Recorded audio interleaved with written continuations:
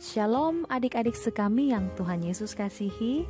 Selamat pagi, berjumpa lagi dengan Kak Trias dalam Do Re Mi, doa dan renungan misioner pada hari Rabu tanggal 8 Maret 2023. Semoga hari ini kita semua dalam keadaan sehat dan bahagia ya. Oh ya adik-adik, bacaan yang akan kita baca pada hari ini akan diambil dari Injil Matius. Namun sebelum kita membacanya, mari kita bersatu di dalam doa. Dalam nama Bapa dan Putra dan Roh Kudus. Amin. Bapa yang maha baik, kami mengucap syukur untuk hari yang baru. Kami mengucap syukur pula atas nafas kehidupan yang telah Kau berikan kepada kami. Saat ini kami akan membaca dan merenungkan sabda-Mu. Bersabdalah ya Tuhan, kami mendengarkan. Demi Kristus Tuhan dan pengantara kami. Amin. Dalam nama Bapa dan Putra dan Roh Kudus. Amin.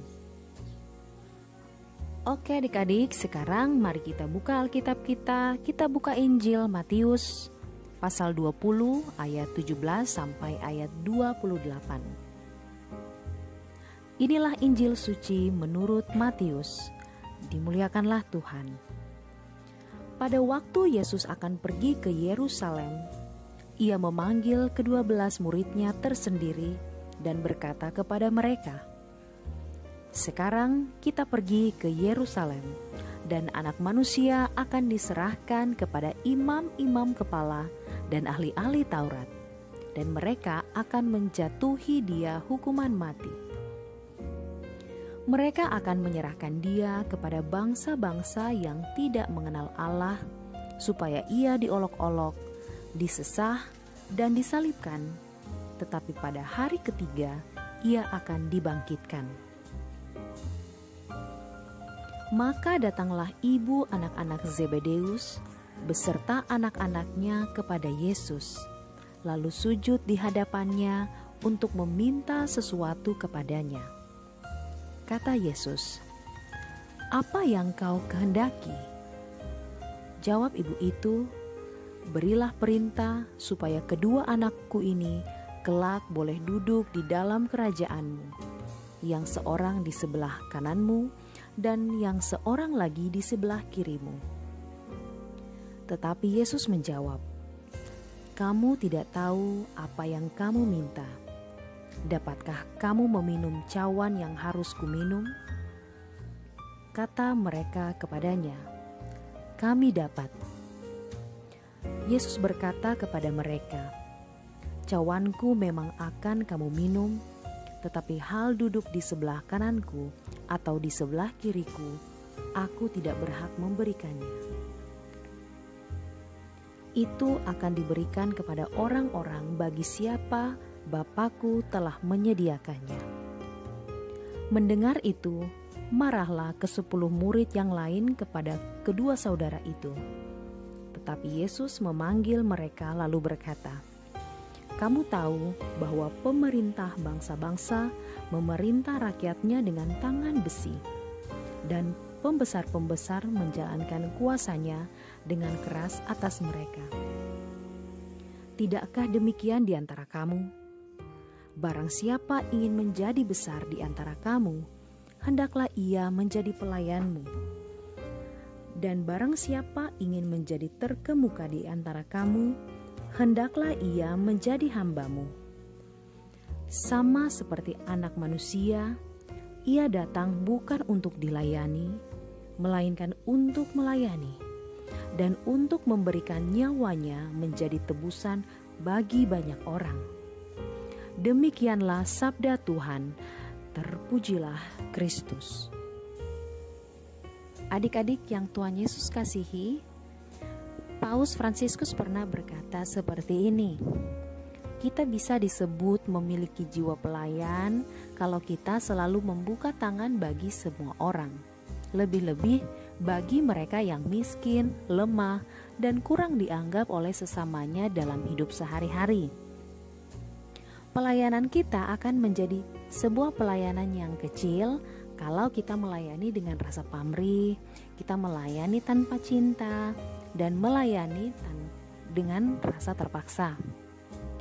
Pelayanan kita akan menjadi pelayanan yang melelahkan dan membosankan kalau kita melayani tidak dengan hati. Kita tidak membuka hati bagi Tuhan untuk diisi oleh kasih-Nya. Nah, supaya pelayanan kita berbuah, kita harus melayani dengan semangat Kristus yang datang bukan untuk dilayani, melainkan untuk melayani. Melayani dengan hati yang tulus, dengan cinta yang sejati dan penuh penyerahan diri kepada Allah. Kita harus menyadari kalau pekerjaan apapun adalah penting untuk dikerjakan dengan kasih dan cinta, sebab tugas kita di dunia adalah menjadi tangan Allah. Adik-adik, kata melayani merupakan kata kunci dari tugas perutusan Yesus di bumi ini.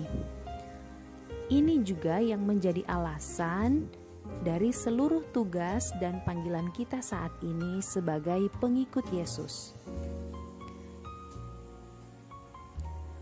Kata melayani ini harus menjadi dasar buat kita di dalam keluarga. Contohnya, istri melayani suami dengan penuh cinta, suami melayani istri dengan kebijaksanaan dan ketulusan, orang tua melayani anak-anak dengan kasih seperti Bunda Maria dan Bapak Yosef yang mengasihi Yesus dengan penuh hikmat dan cinta. Begitu pula dengan anak-anak yang mau membantu orang tuanya. Anak-anak melayani orang tua dengan taat pada perintah orang tua, tidak suka melawan orang tua, rajin membantu orang tua, tidak menghabiskan waktu hanya dengan HP daripada melayani orang tua. Ingat, kita dipanggil Tuhan untuk melayani dengan semangat pelayanan Yesus Kristus yang datang. Melayani bukan untuk dilayani. Sekali lagi, Katrias mengingatkan kita bahwa di mana saja kita berada, ingatlah selalu bahwa kita dipanggil untuk melayani. Kita melayani sesama, terutama mereka yang sangat membutuhkan dan mengharapkan kehadiran kita. Semoga demikian. Amin. Oke adik-adik, mengakhiri Doremi kita pada hari ini, mari kita menutupnya dengan doa anak misioner Indonesia. Dalam nama Bapa dan Putra dan Roh Kudus, amin. Tuhan Yesus, Engkau diutus Bapa menjadi berkat bagi dunia, menjadi selamat bagi manusia. Utuslah kami anak-anak-Mu di Indonesia untuk menjadi sahabat yang kuat bagi yang lemah, sahabat yang rela berkorban bagi yang menderita payah, sahabat penghibur bagi yang sakit dan gelisah. Tuhan Yesus, kami pun ingin menjadi utusan-utusan kecil-Mu, teman setia bagi yang tersingkir terlantarkan, teman bicara bagi yang kesepian terlupakan, sobat yang gembira bagi yang sedih dan susah, sobat penuh penghargaan bagi yang tak dicintai. Tuhan Yesus, utuslah kami kini dengan bantuan Roh Kudus-Mu menjadi garam dan ragi yang baik, menjadi terang dan obor yang cemerlang, membawa kegembiraan dan pengharapan.